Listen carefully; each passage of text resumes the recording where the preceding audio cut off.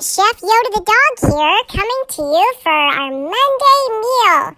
My mom's gonna make this stuff called crack dip. I don't know what crack is, but I've cracked her shutters before while chewing on it, and Mom said that this dip is so addictive that it's called crack dip, and I feel like wood is addictive for me, so that makes sense, because, yeah. Anyway, we're using some pan sausage we got from the Aaron Family Farms. My mom used their pork chops last week for the recipe, and this week we're using the pan sausage for this dip. And it's a sausage rotel and cream cheese dip. It's literally just 3 ingredients. My mom will show you, but it's real easy.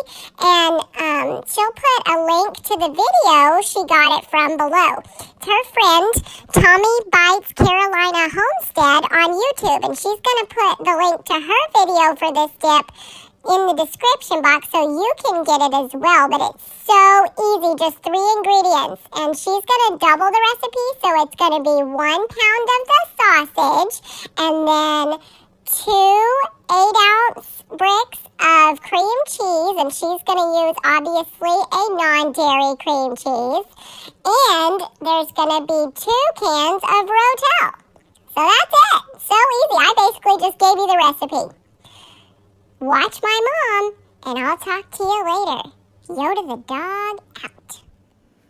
Hey everyone, it's Kara. It's time for the Monday meal. Thanks for the intro, Yoda. He already gave you the recipe, but I will link to the original YouTube video I got it off of below. It's Tommy Bites Carolina Homestead channel, and it is called crack dip because it's so addictive, and we're using the Aaron Family Livestock Pork Pan Sausage.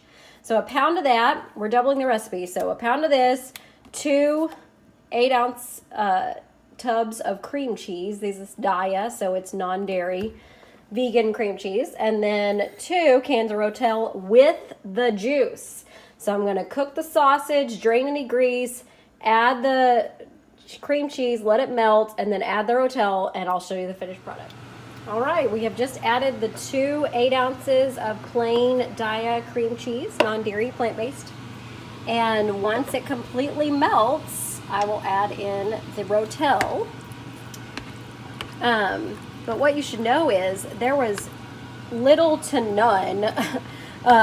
no grease from this particular Aaron Family Livestock pan pork sausage. So that's a nice feature because I didn't have to drain anything. So we're gonna let this finish melting and then we'll add the Rotel. We'll be done. All right, it's done. We added our 2 cans of Rotel with the juice, and remember we doubled this recipe. So 1 pound of sausage, 2 bricks of cream cheese, and 2 cans of Rotel with the juice. That's it, and it is done. It looks and smells delicious, and I've actually made this before and it's really good. So I recommend it, and so does Yoda.